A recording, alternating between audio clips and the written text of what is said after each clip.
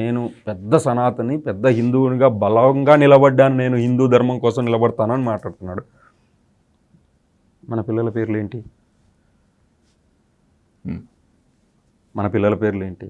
నేను హిందువును, నేను గుడికి పోతా, మేము అయ్యను పిలుచుకొచ్చుకొని పెళ్లి చేసుకున్నాం, అయ్యను పిలుచుకొచ్చుకొని దినాలు చేసుకుంటాం, అయ్యను పిలుచుకొచ్చుకొని వాస్తులు చూపించుకుంటాం, అయ్యను పిలుచుకొచ్చుకొని మేము అన్ని కార్యక్రమాలు చేసుకుంటాం. అంటే మేము హిందువులమే కదా మేము కూడా. అంటే అందరికీ కనపచ్చేట్టుగా అవన్నీ చేర్చేని మేము హిందువులమైనట్ట. మేము అన్నీ చేసుకుంటూ ఉంటాం అయ్యని పిలుచుకొచ్చుకొని. అంత మాత్రాన నువ్వు కనపచ్చేట్టుగా చేస్తే నువ్వు పెద్ద హిందువును అని చెప్పేసి నమ్మాలా? మేము కాదంటే ఎట్టయితుంది?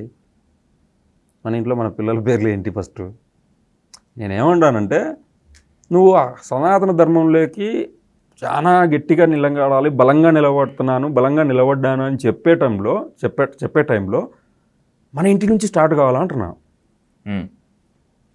మన ఇంట్లో స్టార్ట్ అయితే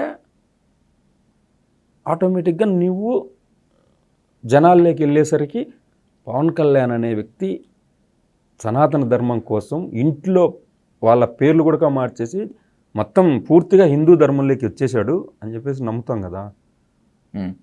నేను అది కోరుకుంటున్నా ఆయన నుంచి. ఆయన హిందూ ధర్మాన్ని పాటించడం నేను గొప్పగా ఫీల్ అవుతా.